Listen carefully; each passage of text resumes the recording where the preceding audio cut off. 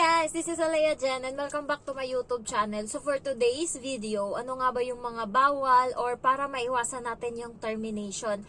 So yung termination is yun yung amo yung magti-terminate sa atin. Yung break contract is tayo yung mag-terminate or mag-break ng ating contract kapag ayaw na natin sa amo natin. So yung termination sila, yung break contract tayo. So mostly lahat naman ng mga katulong dito is takot sa termination, takot na ma-terminate ng amo. Kasi yun talaga yung pinunta mo dito, trabaho. Kapag nag-break contract ka, at least yun, luwag sa kalooban mo na umalis ka.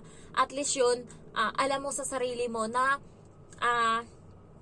ayaw mo na, sumuko ka na. Pero pag sila, kahit gustong-gusto mo pa, pero pag ayaw na nila, wala ka na talagang magagawa. Chawla. Jawla. Yan yung sabi ng amo ko. So, alis ka na talaga. So, ayun, first is mangutang.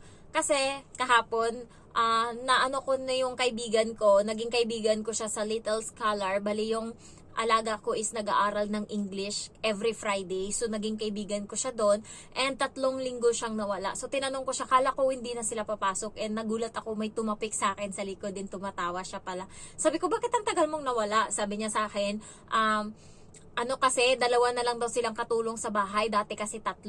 2 na lang kaming katulong, so hindi na nasisingit and pagod na daw talaga, hindi na nasisingit na makapag-aral sa Little Scholar yung alaga niya kasi nga ang dami nilang ginagawa. So bakit nasan yung isa? Marites ako kasi alam ko kasi guys yung nila, kung ilan sila. Natutuwa nga ako kasi siya namamalengke and sila yung nagluluto. 3 sila and may mga pagkain sila na kanila mismo. So hindi sila nagugutom.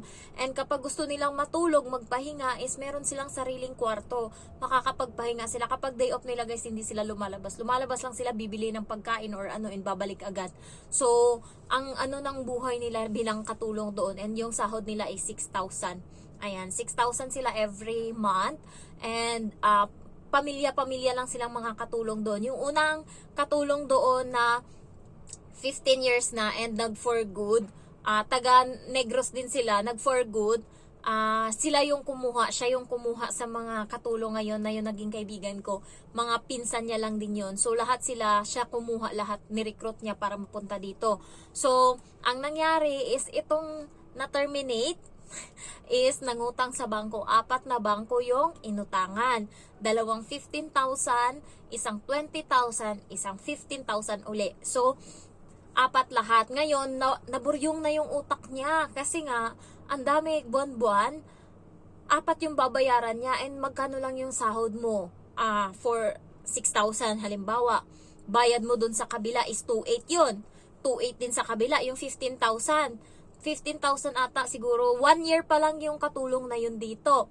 So, sabihin na natin, sa kabila is 1,500. 1,500 din sa kabila. Kabila din 1,500. Wala nang natira sa'yo. Ano na lang natira? So, hindi niya na nakayanan yung stress kasi nga hindi niya na kayang magbayad ng inutangan niya kasi 4. So ngayon, nagsabi siya sa amo niya. Siguro, ini-expect niya, pag nagsabi siya, tutulungan siya ng amo niya. So nagsabi siya na na may utang siya, ganun, 4 na bangko.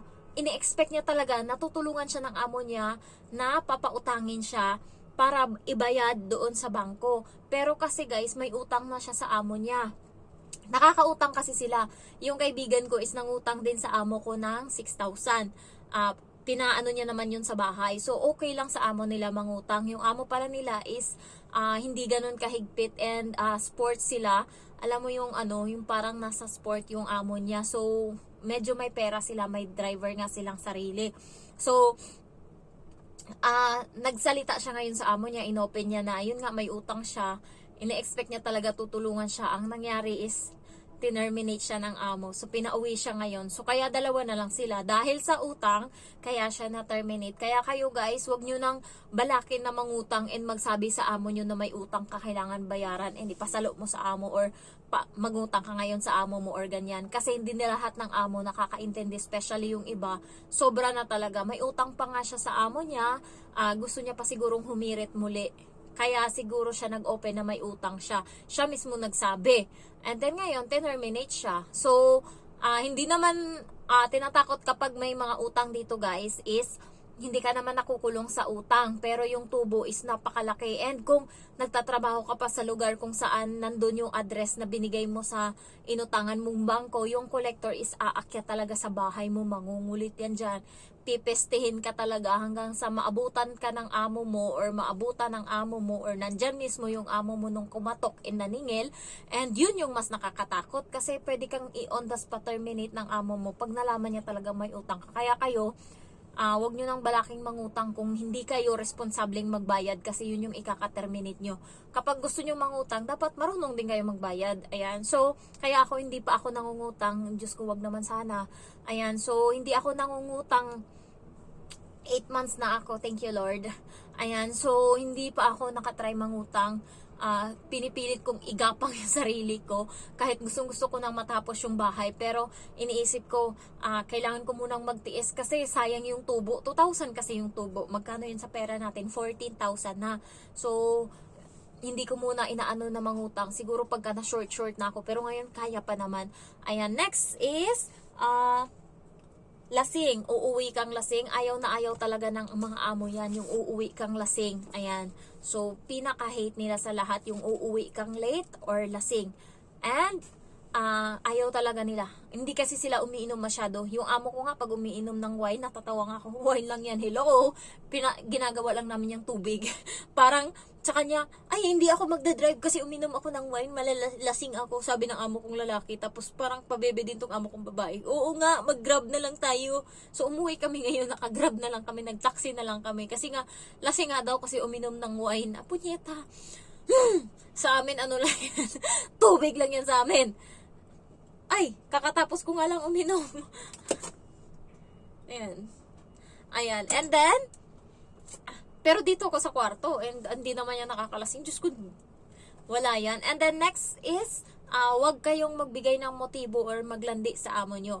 Kasi merong na-terminate dahil sa kalandian niya. So, yung amo niya is 50 years old na lalaki, pero mukha pa daw bata pa, mukha pang 30 plus or 40 yung mukha. And maliksi pa, para talagang bata pa talaga.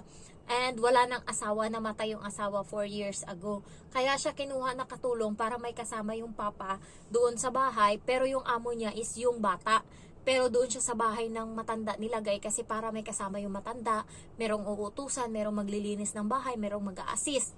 Ngayon, ang nangyari, na daw siya sa amo niyang lalaki kasi sila lang dalawa sa bahay, and daw siya kasi nilulutuan siya. Syempre, yung mga matatanda talaga, mahilig talaga yan magluto. Doon sa matanda nga, sa parents ng amo ko, yung lalaki yung nagluluto. Sa lahat kami kumakain ng niluto niya. So, na-touch daw siya doon kasi nilulutuan daw siya always. Hay, di wow.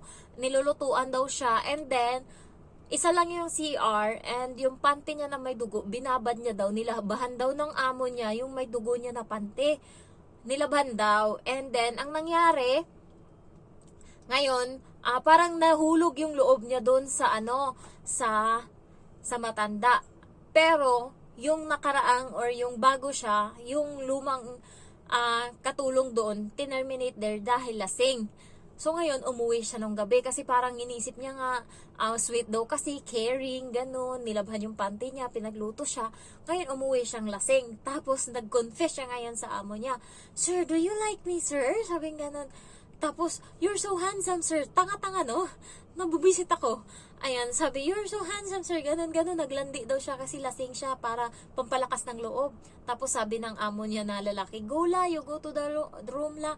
Sir, do you know, sir? I love you, sir. Go la, go to your room. Sabi gano'n ng matanda. So, para siyang tanga, nag-confess siya, I love you pa siya talaga. Tapos, mga sumunod na araw, nagtanong yung bata, kamusta kayo sa bahay? Sabi niya daw, everything is going well, sir. Pero, nagulat siya, yun nga, hindi na siya, tinerminate na siya. Nagulat siya, bakit siya tinerminate? Ang sagot sa kanya is, hindi na daw nila kailangan ng katulong. Hindi na daw nila kailangan ng katulong sa bahay. Hindi na daw nila kailangan kasi yung matanda daw is lilipat na doon sa bahay ng bata. Pero guys, nalaman niya na meron na pala silang kinakausap na ibang Pilipino sa Pinas na papupuntahin din dito and i-hire. So para siyang ngayon binuhusan ng tubig. Nagmakaawa siya na wag siyang i-terminate, nagmakaawa siya na ano, pero buo na yung desisyon ng bata and ng matanda na hindi na nga daw sila kukuha ng katulong kasi nga daw